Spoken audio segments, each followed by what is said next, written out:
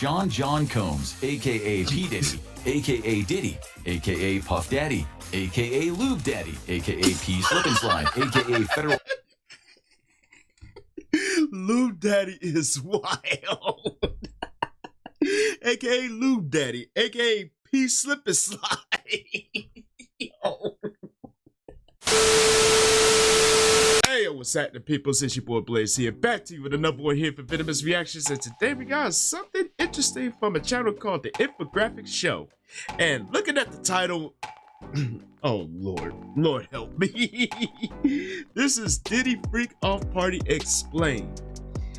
Now, I've been having a whole lot of fun with the whole Diddy mess, man, with the whole Diddy memes for Mentally Mitch, and I have to be honest, I had to take a break from it because I got so overloaded with the whole Diddy meme compilations, and y'all just don't understand. Y'all don't understand.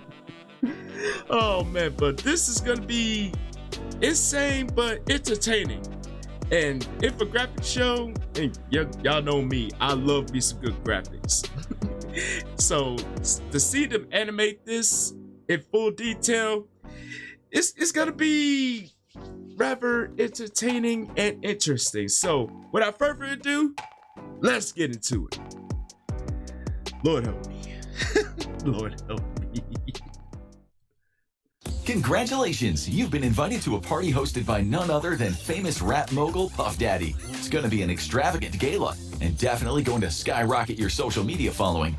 But when you get there, it's just Diddy and a few of his close friends looking like plankton in his basement dungeon. And you're being told to take a bottle of lube to a private room to prepare yourself, all while Diddy licks his lips and looks at you, whispering to himself, "I was in one bedroom, dreaming of a million.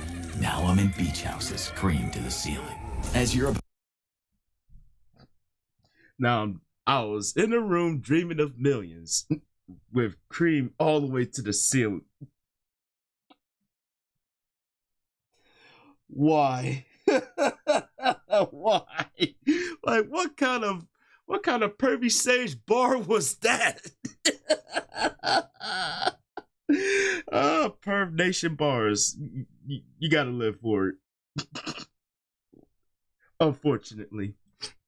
about to find out, one of Puff Daddy's most famous lyrics could have been quite literal. 1,000 bottles of lube, enough to fill a very large aquarium. This was the shocking discovery inside of one of Puff Daddy's homes after a federal search warrant was executed against him. And all of that lube? Well, it was meant to be used by some of your favorite celebrities in what Diddy called freak-off parties. Try to picture 1,000 bottles of lubricant. Odds are you're not picturing enough. At 12 fluid ounces each, Diddy's freak-out lube stash would be almost enough to completely fill a 100-gallon fish tank. So why did Diddy need enough lube to create a slip and slide that could stretch across the entire length of a movie theater, from the lobby to the front screen? Oh my and God. We mean that literally. 1,000 12-ounce bottles equals about 93 gallons, which... The fact that they got the accuracy down just picture perfect. Like statistics, the amount of baby oil and how much it would take to fill like an aquarium. That is insane. That is pure insane. What the fuck? What did I get myself into? Why? would let you cover a slip and slide 6 feet wide and around 630 feet long with 1 millimeter of personal lubricant, or a total surface area of almost 350 meters. Wild, at Diddy's movie theater, you could slide in the front door on a cushion of sex lube, whiz by the concession stand for your popcorn and soda, and then slide into your front row seats right by the big screen. And what's playing in Diddy's theater? Well, one of his personal home movies, but more on that soon. First, let's talk about enough lube to drown an elephant seal. Americans buy in bulk, as we know, and there's a Costco right down the street. These are actual statements from P. Diddy's lawyer in response to the discovery of 1,000 bottles of lubricant and baby oil at Diddy's home. While it is true that Americans enjoy bargain shopping from big box stores, most Americans also don't need enough lubricant to fully insert a Minuteman intercontinental ballistic missile into a missile silo that is a Minuteman missile. That is insane. But I wouldn't be surprised if he strolled right into a Costco like, ooh, baby oil. Okay, you know what? Let me get a box of this and a box of this. And oh, this one has half a box. Oh, I'll take that too.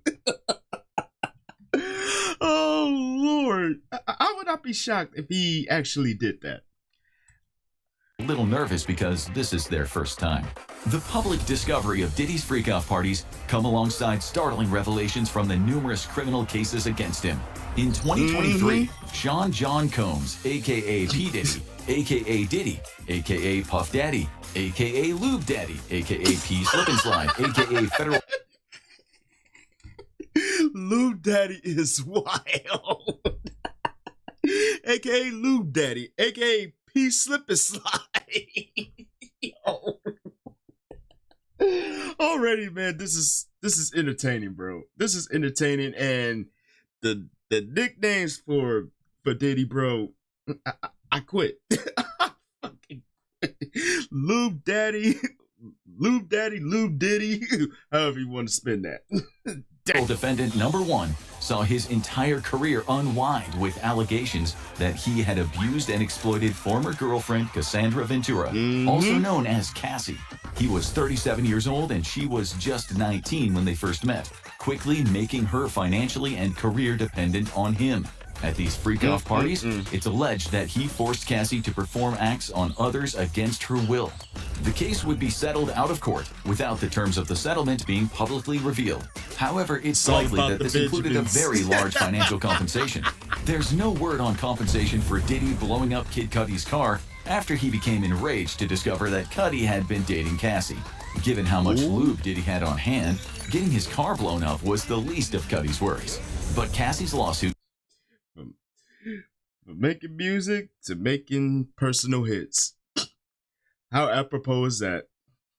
And if you follow the story, yeah, there's been some stories swimming around that he's been behind some good old personal hits on some of your old favorite rappers for back in the day. Yeah. Time will tell. Time will tell if that is accurate or not. It was the tip of the iceberg because Puff Daddy, aka Lube Master 3000, was already facing several other cases for exactly the same type of behavior.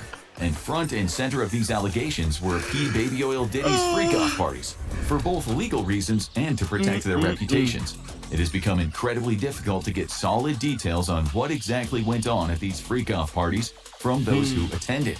But it doesn't take much imagination when there are literally 1,000 bottles of lube and baby oil involved. Odds are, with that much lubricant to make things nice and slippery, Diddy and his guests were not hosting a chess club. Some leaks have emerged, though, painting a sordid picture of Combs' freak-off parties. Allegedly, they involved multi-day-long marathons of physical debauchery, with P. Diddy, aka Slip Daddy, flying in sex workers specifically for the events. The nicknames for Diddy is endless. Slip Daddy, the Lube Master 3000, however you want to call this fool. Yeah, he had his handful of some good old freak-off parties. But I cannot wait to see the list of the people that attended, because some people on that list may shock you, and then there's some names that really won't, if that makes any sense. But either way, I can't wait. That particular allegation seems to have some basis in reality, as amongst the many charges Diddy seems unable to slip out of are related to sex trafficking across state lines, for which he is being prosecuted under the infamous Mann Act. Allegedly, Diddy's flesh fests would begin after his famous white parties, which would attract major celebrities such as Leonardo DiCaprio and Mariah Carey. However, after the A-listers left, Diddy would put on a completely different show for a select group of friends. Michael Kaplan of the New York Post, who broke details on freak-offs, reported that Diddy would lure in women whom he was personally managing or had met at various adult clubs, along with sex workers. That would not surprise me not one bit, because people have been talking about Diddy being the monster from hell, And claims like this is the reasons why. And it goes into saying that, you know, he would dangle the fate of their career over their heads. That's how he's able to gain control. And I don't know, man. Like, you know, for someone to dangle your career over your head, to force you to do things that you don't want to do, it's definitely manipulation. And for them to do that, you have to be a special kind of twisted. And honestly, you could damage people's psyches in the worst possible way. But people with money and control and power, they don't care. All they worry about is how to manipulate the system to work for them. Those poor people, bro. Like, wow. Using either drugs, money, or power over their career, Diddy forced the women to participate. Afterwards, to ensure their silence, he would use video footage taken at the events as blackmail leverage or simply threaten to ruin their career. But freak-offs had other surprises of their own. According to a well-placed drug dealer who was invited to one of these events, male rappers would engage in acts with each other as well, including some very high-profile and well-known talent whose names have not come to the spotlight yet. However, for any fan of the Boondocks, this type of behavior has long been an open secret amongst the hip-hop community. Heavy security would ensure complete privacy, and only people personally invited by Combs were allowed to enter. Threats of violence, drug addiction, and blackmail were all used to ensure complete secrecy, as well as a healthy amount of payouts for at least some individuals, such as Cassie. Even if guests wanted to leave, the sheer amount of personal lubricant flooding the party space would have made that difficult. There's also been no publicly released footage or any photos from any of these freak-out parties, though low-effort media has been using old clips or photos from legitimate white parties that... I've seen this swimming around social media, and some people feel like, you know, everyone in said photo participated in the good old freak-offs. Now, is that true? Maybe so, maybe not. But like I said, time will soon tell. And like I said, some of the people in this photo and on the list, some will shock you and some will not. That Diddy hosted in their place as clickbait. Allegations that celebrities like Kevin Hart, Leonardo DiCaprio, or Beyonce attended these parties are unproven and rely entirely on photos and videos of them at known white parties. Combs is, at the time of writing, behind bars at the Metropolitan Detention Center after being labeled a flight risk. As federal raids against his U.S. homes were being carried out back in March, Diddy had taken his private plane to Antigua in the Caribbean.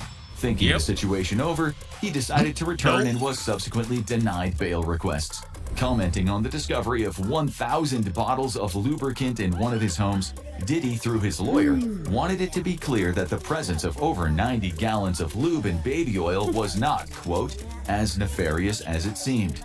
Because who doesn't have a commercial-sized aquarium's worth of personal lubricant for various needs in their home? Sean Slippery Combs is facing some serious jail time for the charges. You can hate me now, but I won't stop now.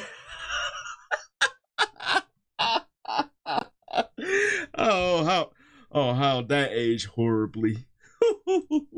Against him, even as the details of freak-out parties remain tightly under wraps by federal prosecutors.